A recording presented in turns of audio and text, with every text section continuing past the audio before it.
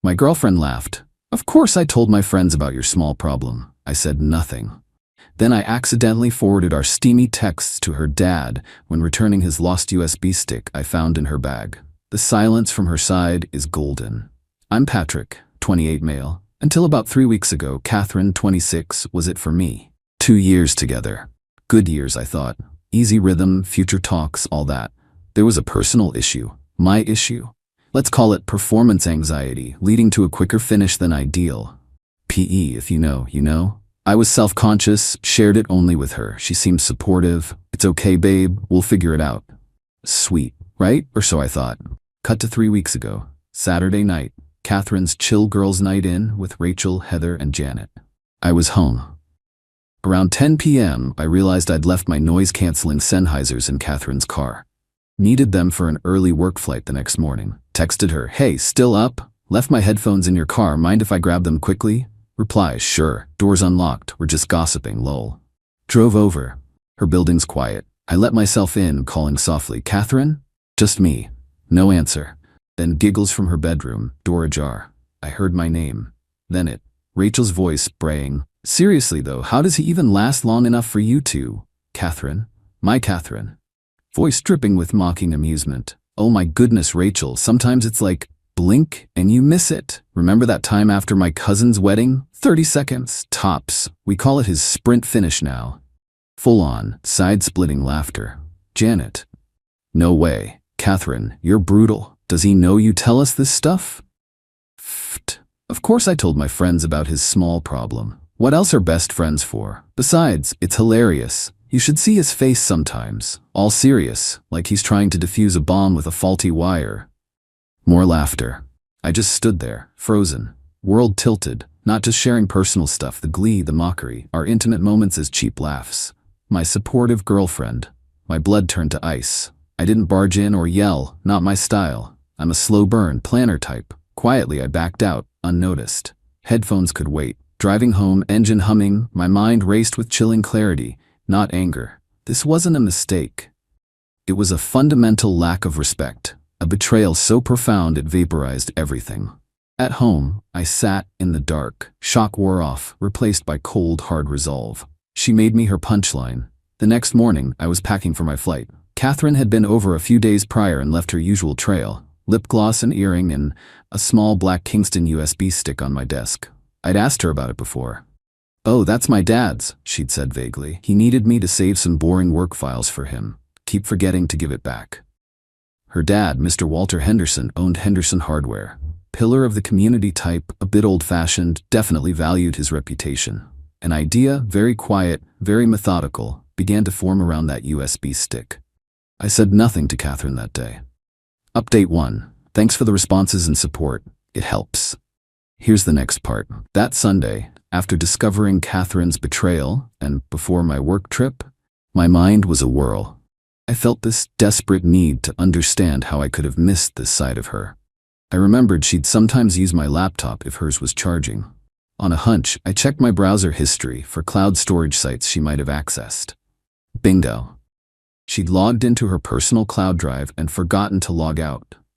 It felt like an invasion of privacy, but what she'd done to me was a deeper violation. In a folder carelessly labeled Stuff was a goldmine. Backups of old phone content, including our conversations, screenshots of texts, saved photos. Later that day, I tried to talk to her on the phone to give her a chance. Catherine, I said, trying to keep my voice even. About last night when your friends were over, did my name come up at all, in any unflattering way? Her response was cool, almost bored. Your name? No, why would it? We were just talking about silly TV shows. Are you okay? That bald-faced lie, after what I'd heard, solidified my resolve. Any guilt I had about looking at her cloud files vanished. She wasn't just mocking, she was a practiced liar.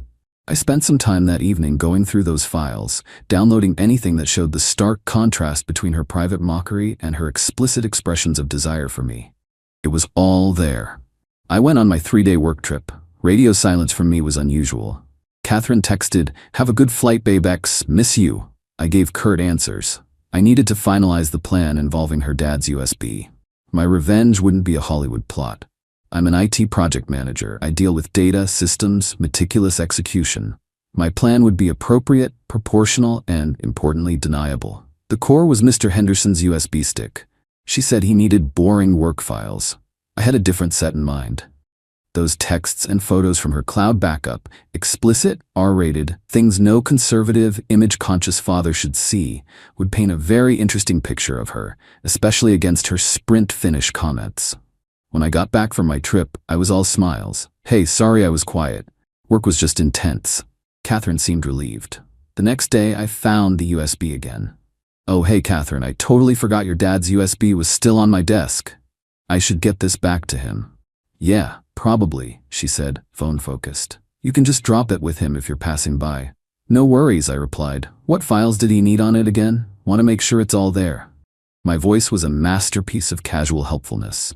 Oh, inventory spreadsheets or something? I just dragged a folder over. It should be fine. Utterly oblivious.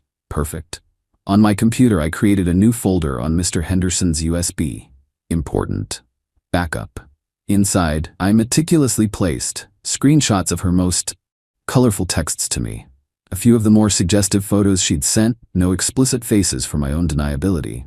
Crucially, an innocuous audio file, her humming a tune, to vary file types, making it look more like a genuine, messy backup. I also added a few actual boring documents, some old public domain PDF ebooks on woodworking, to bulk it out. The final touch? I found the original folder Catherine had put on there, which did contain some boring spreadsheets, and renamed it Old Versions Archive. Later that afternoon, I drove to Henderson's Hardware. Mr. Walter Henderson was there. Afternoon, Mr. Henderson, I said politely. Catherine asked me to drop this off for you. Ah, Patrick, good to see you. Yes, thank you. No problem at all, I replied. Hope everything's on there that you need.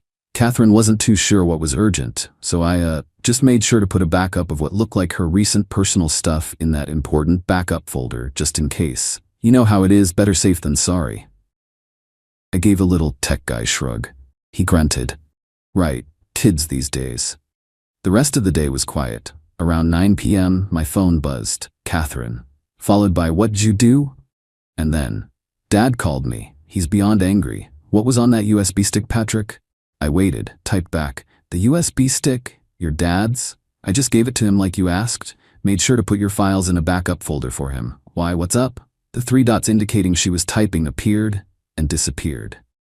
Several times. Then my phone rang. Her. I let it go to voicemail. The silence from her side after that initial frantic burst was golden. Update 2. The fallout wasn't immediate fireworks, more a slow, hissing pressure cooker. After Catherine's frantic texts, I replied later. Sorry, was in the shower. What's wrong? Did your dad not find his files? I can talk him through it if he's confused. I labeled everything pretty clearly. Utterly innocent. Her reply was a garbled mess. You know what you did, Patrick. My dad is going to disown me. He saw everything. Everything.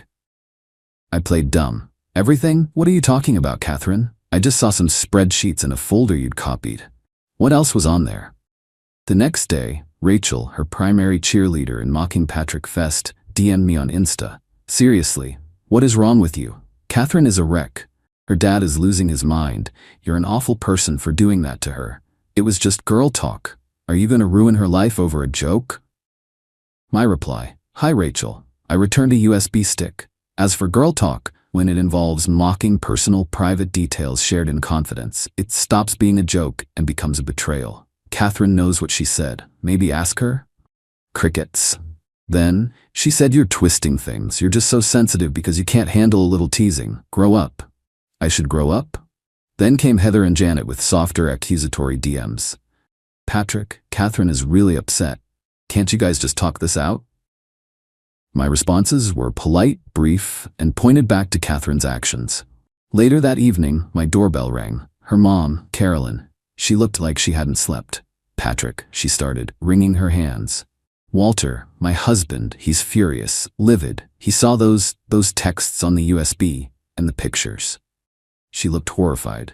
Carolyn, I said calmly. Catherine asked me to return her father's USB. She said it had his work files. I found a folder of her personal backups on it, and thinking I was being helpful, made sure it was clearly marked. I had no idea what specific content was in her personal backups. But the things she said, The language. Walter feels so humiliated and angry with Catherine for being so reckless, and for what she apparently said about you. It made her look duplicitous. She was indeed duplicitous, Carolyn, I said. What Walter doesn't know is why I might have been less than careful. He doesn't know that I overheard Catherine and her friends brutally mocking me for a very private issue I had trusted only her with. The recording of her denying it the next day only confirmed her deceit. Carolyn looked stunned. Catherine mocked you? And lied? The point is, Carolyn, Catherine broke my trust. What happened with the USB? An unfortunate consequence of her own carelessness. Carolyn started to cry. But Patrick, her father, is threatening to cut her off. He said she's embarrassed the family name. He wants her to move home. This could ruin her relationship with him. Can't you just call him, tell him it was a mistake? The entitlement. I should fix it. Carolyn, a little ice in my voice. With all due respect, Catherine made her bed.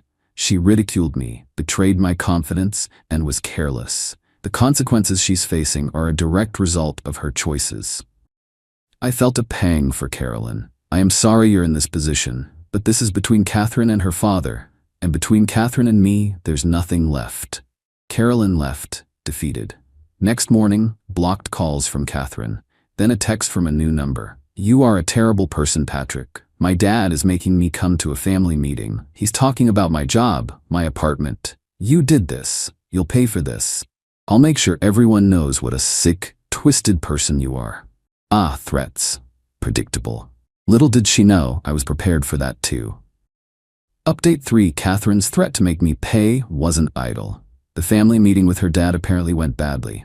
Carolyn later told me Mr. Henderson was apoplectic. The texts, photos, and then Carolyn, trying to defend Catherine, letting slip about the mockery created a perfect storm. He was deeply disappointed. Put her job at his company and her apartment funding under review. Catherine, cornered, launched her smear campaign. Vague social media posts first, beware of wolves in sheep's clothing. Then Rachel spread rumors. I was controlling, vindictive, had major anger issues, and had maliciously leaked texts to destroy her family. The narrative was, I was an unhinged ex. I'm an IT project manager. Reputation is key. Whispers started. A colleague, Aaron, mentioned he'd heard some odd stuff.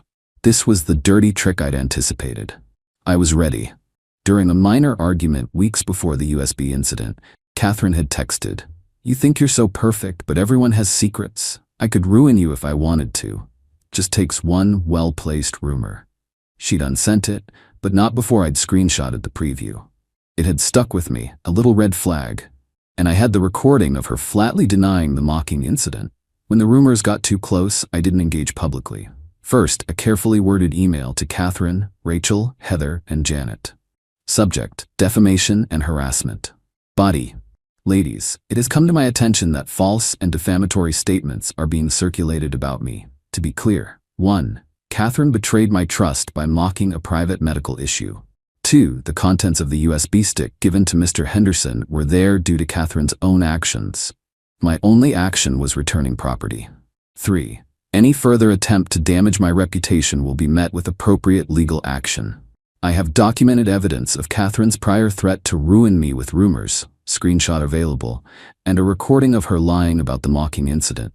This is your one and only warning to cease and desist, Patrick.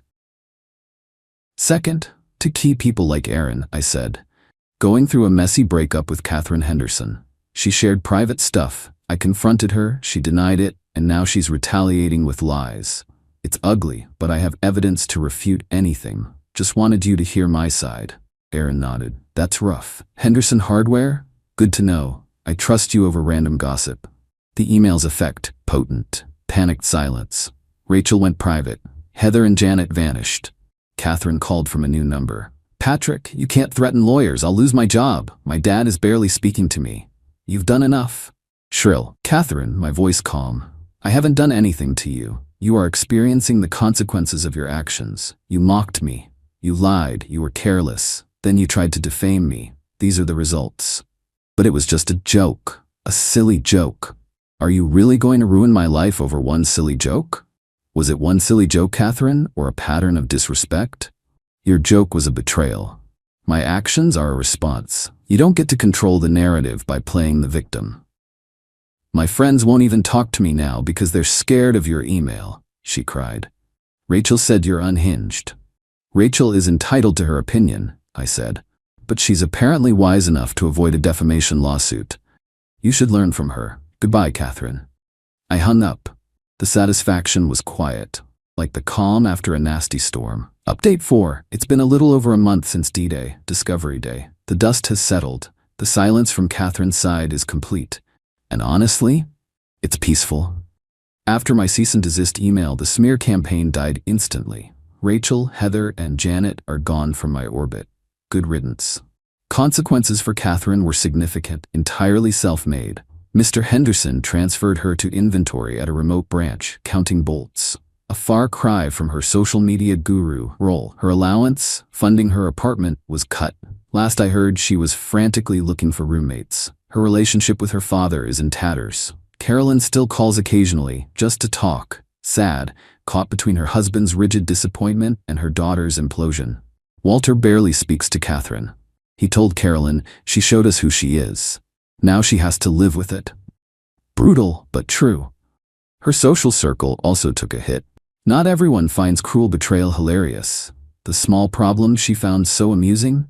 I'm seeing a specialist, taking proactive steps. Turns out it's a common issue. Focusing on myself, since this mess has actually reduced a lot of the stress that likely contributed. Do I feel like a hero? No, just a guy pushed too far. My revenge wasn't grand destruction. It was surgical, using truth, her own words, her carelessness, so consequences landed squarely. There were moments of vulnerability, the initial shock. A night, about a week after I returned the USB, I felt incredibly lonely. Not for Catherine specifically, but for the relationship I thought I had. I grieved the lost 2 years, then let it go. I've been focusing on work, reconnected with old friends. Catherine never liked genuine people I see now, even went on a tentative coffee date. Nice. Normal. I don't know if Catherine will ever truly understand or learn. Entitled people rarely have epiphanies. She probably still thinks she's the victim. That's her narrative to wrestle with. The silence from her side means she has no more power. Her words can't hurt me. Her laughter is just a bad memory. Someone commented that revenge is a dish best served cold. Mine was served at room temperature, with irrefutable evidence and a sprinkle of her own father's disappointment. I wouldn't wish this betrayal on anyone. But standing up for yourself is essential. When someone shows you their true colors, believe them. And then sometimes you have to calmly, methodically ensure they understand actions have very real, very personal consequences.